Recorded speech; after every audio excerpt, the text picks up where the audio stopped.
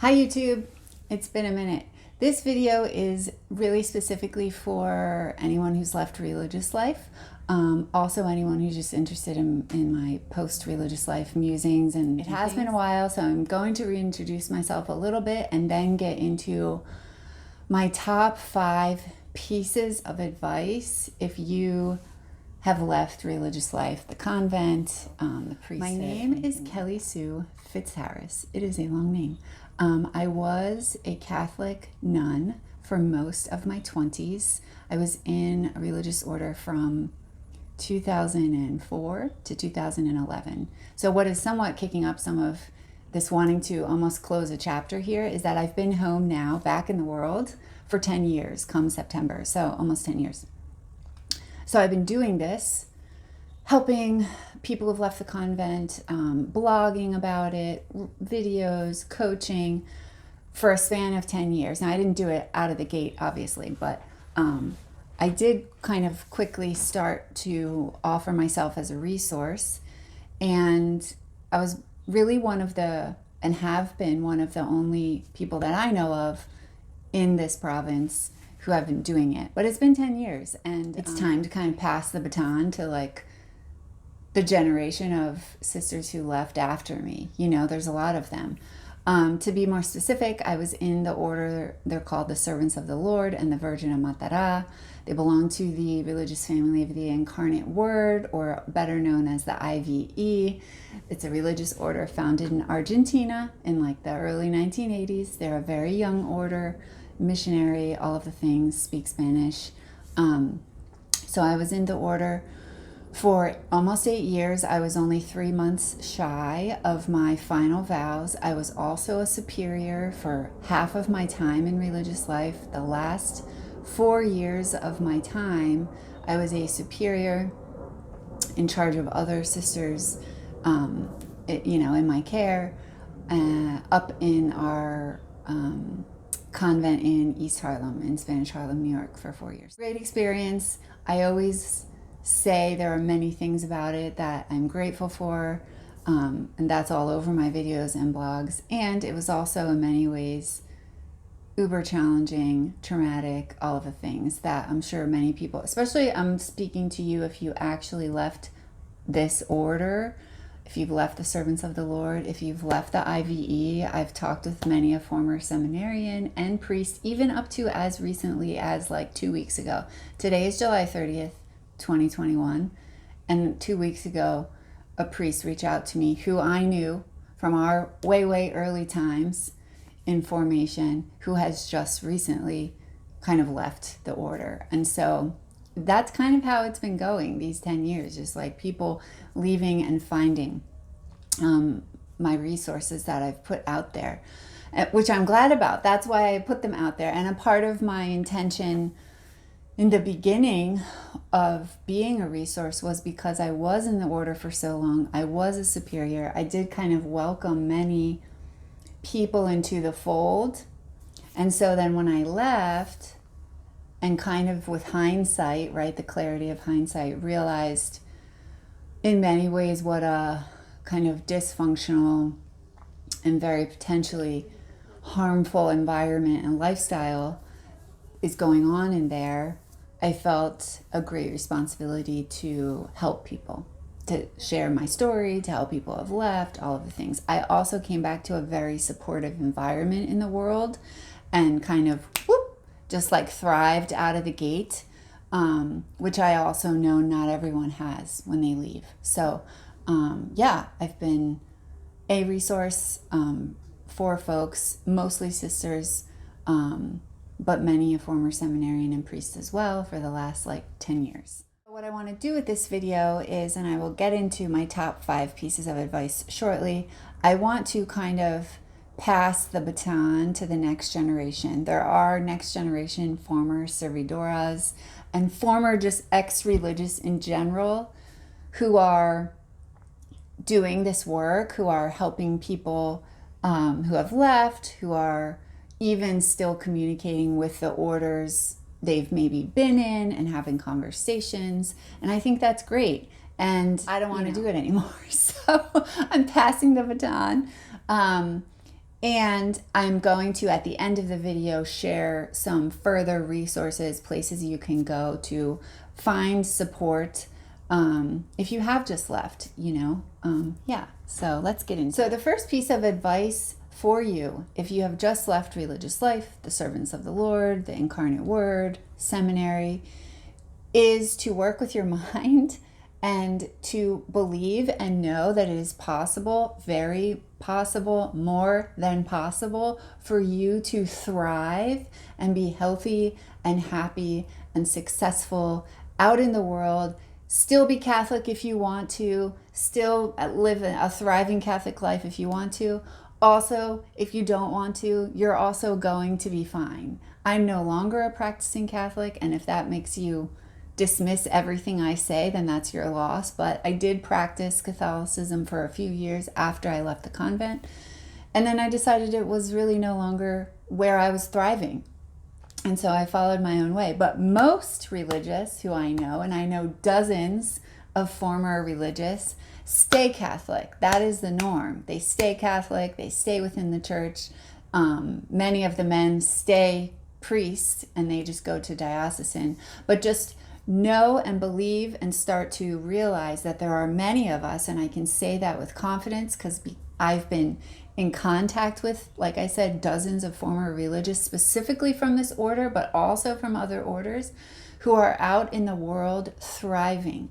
They get married, they have children, they're happy mothers, they work, they make money, they're healthy, they're moving through life. It is possible. And I say that mostly because within the order, I speak for the order I was in specifically because that's the one I have the experience with, but it was a very rare thing to see a former member come back and be thriving and be celebrated in that thriving, right? Of thriving in a lay life or thriving post-religious life. They don't show you those examples very often. So you actually you think it's going to be impossible or hard or it's unattainable. And that is false and a lie. And I'm proof, and there's many of us who are proof out here that we're doing the thing and that we're very fine and very happy. And also many of us are still very much in touch with Christ, the Holy Spirit. Our spirituality has remained intact. It, I'm sure, has shifted, but we are doing just fine. And you wrapping your mind around the fact that you also are going to do just fine is like half the battle, is your mindset around it, right? That it's not a scandal, that it's not impossible, and that you're going to do the thing and you're going to be just fine. My second piece of advice is for you to start to really trust your individual one-on-one personal connection with the divine, right? With Christ, the Holy Spirit, God, Mary, the saints, whatever it is. Because in religious life, that connection was kind of mediated, right? It was mediated by our superiors. It's mediated by spiritual direction, where we kind of learn, and some of us more than others, to become very docile to whatever is told to us regarding our next steps in life, what's right for us. But when you leave, just the fact of you leaving, just you following that knowing of what is going on inside of you, to know that it is time for you to leave religious life, is kind of proof that you have your communication and connection with the divine going on without an intermediary. It's you and the Holy Spirit through your soul and your body vessel and your mind communicating and moving. And from now on, you cultivating that listening and that prayer, whatever you want to call it, communication with God, with the divine, as your main guidance system, is your next step, right? So when I remember, now I was in almost 8 years, and I also really fully gave over a lot of my faculties there. So when I came out, and what that does is it fosters codependence, which is not what we want. We want to be sovereign beings in the world, not like so independent that we don't have interpersonal relationships and things, but we don't want to be codependent in the sense of like, I need a superior or a priest or someone outside of me to tell me what God is wanting me to do with my life. That's not how it works, right? So just the fact that you left, that you followed that urge that came from within to leave, that is your knowing rising up out of you that probably for a long time has been like hushed way down. So let that like out and flow, and just like start listening to it, even if it's little things. And in the beginning, if you're someone who was in religious life, you'll understand. But in the beginning, those little things are little things like giving you permission, in the sense of like, you can go to Starbucks and get a coffee. You can go hang out with a friend and not tell anyone. You can sleep until 11 a.m. These may sound weird to a non-religious person who wasn't in the convent or anything, but for those of us who were, it's a lot of deprogramming. And a part of that is like listening to what feels good and free and okay, So I'm kind of blending like the Holy Spirit moving you and guiding you, and also like deprogramming some of the like really wild things that we kind of assented to in religious life. But it's all together. The point is to break from the codependent, I need an intermediary in order to know what's right in my life. That's not true either. And that is fostered in the convent in many ways. And it's not true. When you're out here, it's you and God, it's you and the Holy Spirit, it's your body and the Holy Spirit and you and your mind. And you are a fully capable, sovereign human who can have a connection with Christ or the Holy Spirit or God, and, or the divine, in whatever way you say that, and navigate that yourself, right? That's what Christ did. Christ didn't have an intermediary. It was him. He would go out and he would pray, he would receive the direction, and he would move. And that we are to imitate that. That is being like fully sovereign and fully in our like incarnation, right? In our like God living within us. So yeah, that would be number 2. To trust and cultivate your one-on-one connection with like the Holy Spirit moving through you and guiding your life. And to continue to ask for that support. Like resource that often, right? So if you're worried about a job or support or a spiritual director, the next steps for you, resource that relationship that you have with God, Christ, Holy Spirit, source, life energy, and ask for guidance. You keep that going. You ask for guidance. You ask for right steps. You ask for the supportive people to appear in your life and for you to be guided to the supportive places that you're going to work next or whatever, right? You keep resourcing that, but now you're the channel, right? You're the channel. It's not your superior. It's not, Father so-and-so who you see once a month or whatever. Bless all of them. I was a superior. I also loved my spiritual director the whole time I was there. Not a bad thing to say about him. And when you leave, it's like you and God. This is the way you do things. Number 3 is to be open, if you aren't already, to reconnecting with your body vessel, with your corporal human aspect.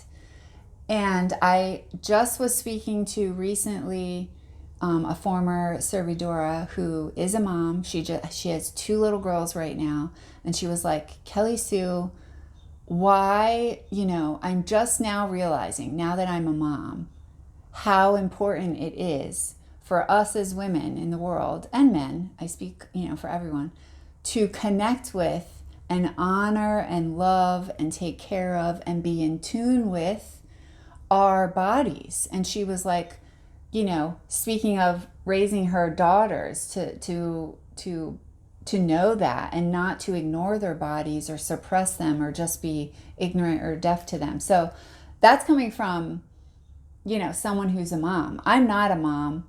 And it was still really important for me to come back to my body. What happens in the order, maybe in other orders too, I remember having a moment of realization when a friend was also a former nun. She was like, Kelly, we're not angels. We're not just these like spiritual beings who live only in the spiritual realm. And if you're in the, we can't just like spiritually bypass essentially our soma, our somatic experience of being human in a body that God gave us, right? And I have a whole blog, a whole thing, video too, on our incarnation and the fact that we are embodied and the fact that the Holy Spirit dwells in our actual physical vessel that we've been given.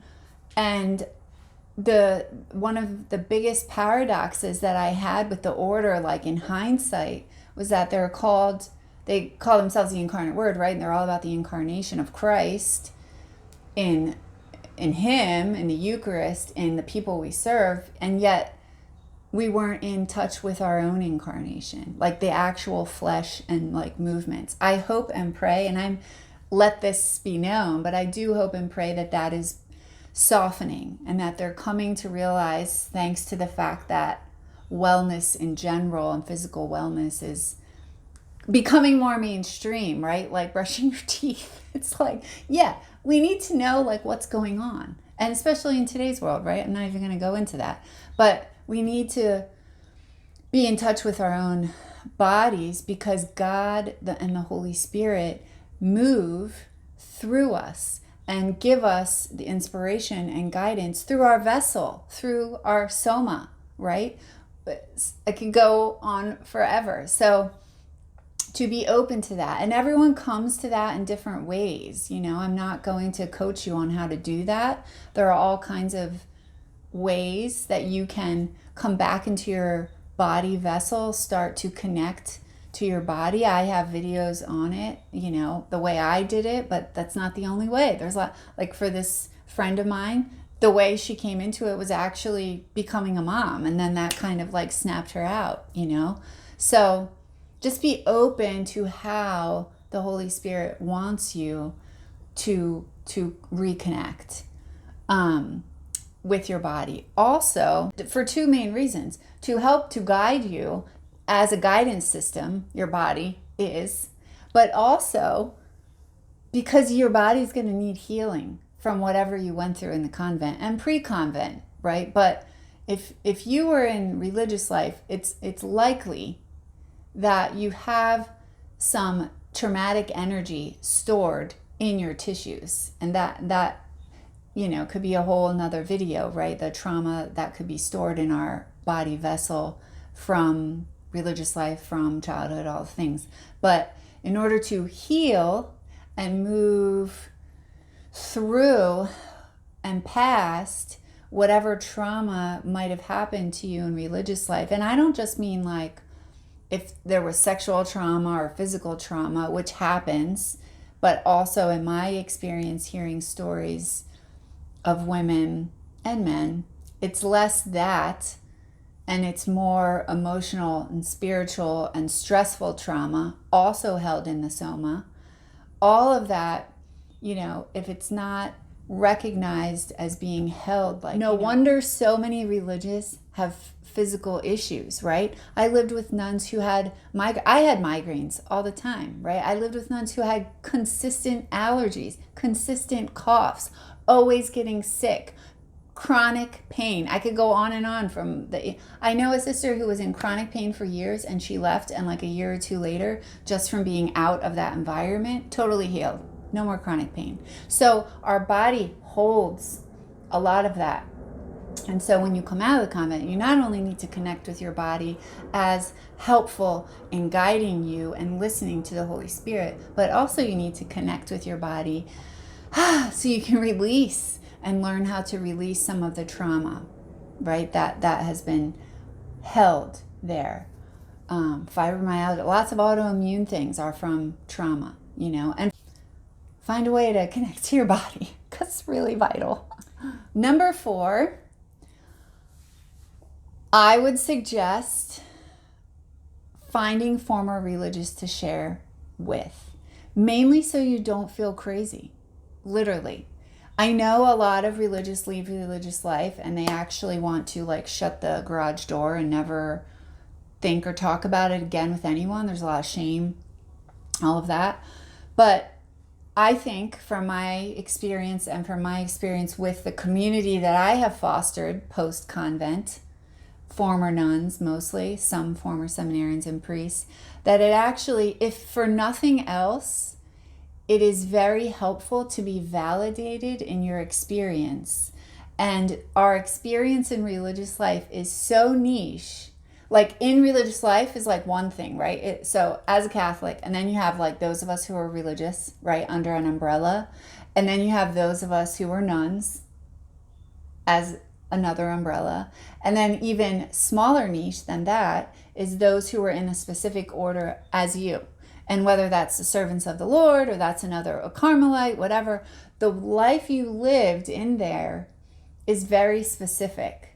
And so it is very helpful to talk with former classmates. And they don't even have to, they could maybe not even be in the same time as you. Like you may have passed by ships in the night and never knew each other in the order. But your experience is, I guarantee it, very similar. Not in the details, but in the vibe of the experience.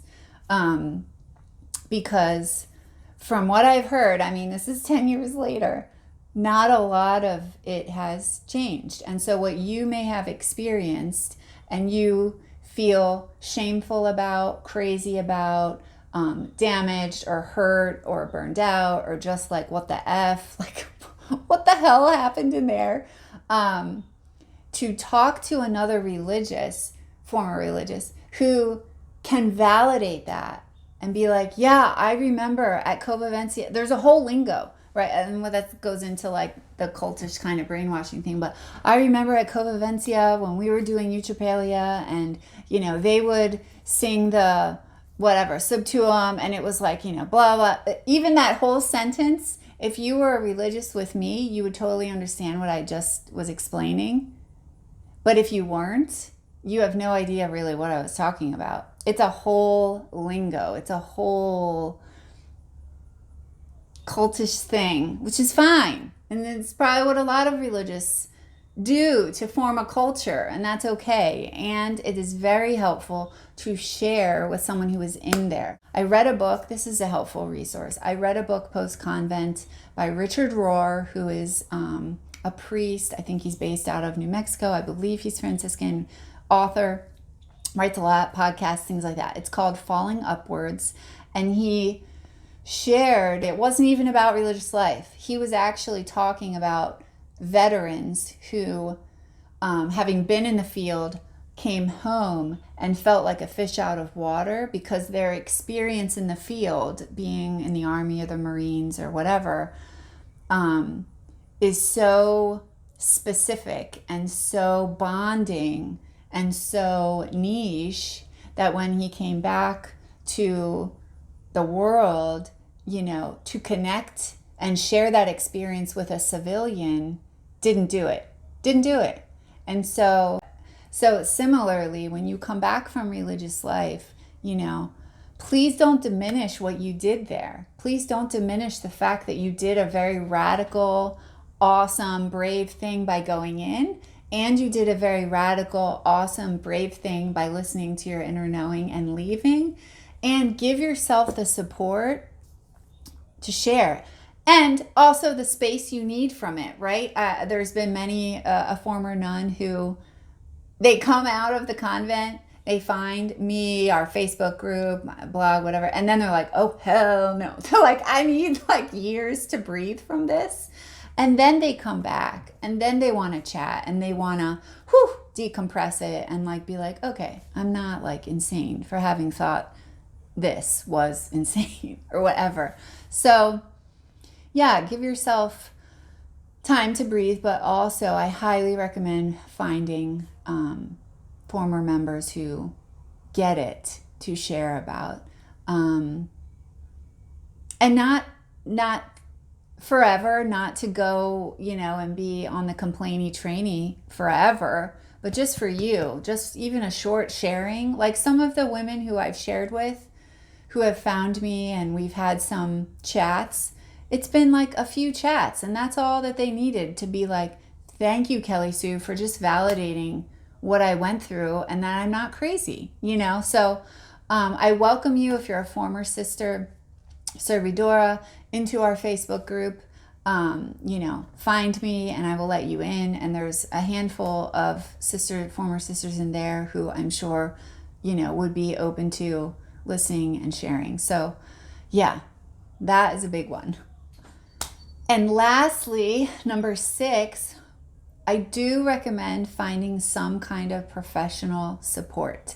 Like, yes, it's helpful to chat with former sisters, and find someone who can hold the space for you in a non-judgmental, rooted, grounded manner for you to move through whatever it is you need to move through. And that can look different for lots of people. I've heard, these are just some examples of types of professional support people have gotten. You have your regular therapist. I would recommend you find someone who identifies as trauma informed, because girl, if you've been in the convent, you probably have some trauma. And also, if you're human on this planet, you probably have some trauma. But I would recommend someone who's trauma informed, who knows the language of what trauma does to our nervous system. Trauma doesn't mean you had some big assault, although it includes that. Trauma just means, in my opinion, in my learning of it, something went on the outside, didn't even have to be a big thing, but the trauma is how it affects our nervous system. So even you as a servidora, just having a really intense schedule, even you as a servidora being given a lot of responsibility, even you as a servidora, being told, great example, you can't go to the bathroom in the middle of the night because it wakes up too many people. Those things can read as trauma to your nervous system, right? And so having a therapist who's trauma informed, I think, will be really helpful. I've heard of former nuns having nuns in other orders as spiritual directors, just because they get it. They get the experience of being in a religious convent and life. I've had people have priests, like diocesan priests, priests of other orders being their kind of spiritual director / therapist post-religious life. I'd also would recommend, in addition to just therapy, and that side of things like don't be opposed to hiring someone, a coach for like life stuff, like a life coach, a dating coach, a coach to help you with your resume, anything like practical life things. Dating is a huge thing. Like if you didn't date a lot before, or if it's just been a long time since you did date, that kicks up a lot of things for folks too. And so to keep that in your wheelhouse of stuff you want to unpack and have space to process with, right? Just find yourself. This runs the gamut of professionals that I would fully support you finding a good fit.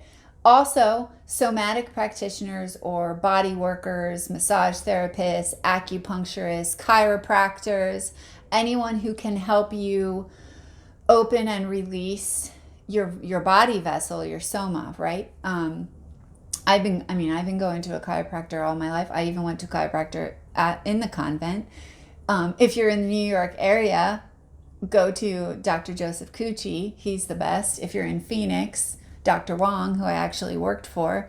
But find yourself perhaps, a body worker of some kind. If you're in Phoenix, also Dr. Anna Lara, she's a naturopath. She does acupuncture and many other modalities just to help you get a little familiar and comfortable with your body and to ease the stress of your body coming back into the world, right? It can feel stressful or scary. So to have a massage, to get some acupuncture, to get adjusted every 2 weeks or once a month, or even like at this point, I'm 10 years out. I have a somatic practitioner who's helping me to rewire some trauma in my body, right? So there's all kinds. But yes, find yourself some professional support, that it feels like a good fit for you, and that is out of the box of like what you were doing in the convent, with the superior spiritual director of the same order, same mindset and things like that. Find yourself and give yourself time. It does take research. It does take kind of knowing what your needs are, what you're looking for, what you feel, would you feel comfortable with a male or a female? Would you feel comfortable with someone who was not Catholic? Or maybe you want someone who's not Catholic and you want someone who's helped you expand kind of your mindset, right? So put some pillars in place for yourself, right? Yes, chat with the former nuns, make friends, validate experiences, and, find professionals who are trained in their modalities who really can help you to unlock and work through some things. So those are my 6 pieces of advice. I'm going to leave you with a list of resources that can help you if you've just come home, if you know someone who's just come home, or maybe you've been home for a long time and you're just now ready to kind of start unpacking some of the things. So firstly and foremost, if you are a former sister with the Servants of the Lord, please find the Facebook group. I'll tag it in the show more section of this YouTube. Find me on Facebook, find the Facebook group, get into the Facebook group. It is not a Facebook group that's active on Facebook a lot, but it is like a launch pad for finding people who you can connect with offline. So my Facebook group, do that. I have a whole playlist of convent related themed videos on YouTube. Go through all of them. Just go through all of them, see if it's helpful. Most of the people who have found me over the years have found me from those YouTube videos. So it might even just be a validating experience. That's how I think it functions a lot of the time. People find me and they reach out, but they're just like, Kelly Sue, thank you for saying the things. It was so helpful just to hear that my experience, is validated in this order. And so go through the videos. Hopefully you find them to be validating and supportive. I made them specifically for you if you are or were ever in the order of the Institute of the Incarnate Word or the Servants of the Lord, but also you may find it helpful if you were just in another order and you left. So yeah, or if you're a family member or friend. Videos, Facebook group. I also have a blog. That is my oldest school piece of social media. I will also link it down below. I think it's called Wildflower 828 at Tumblr. It's like a Tumblr blog. It's where I started writing everything as I was processing, coming home, being home. Some of my best written work about my time in religious life is there.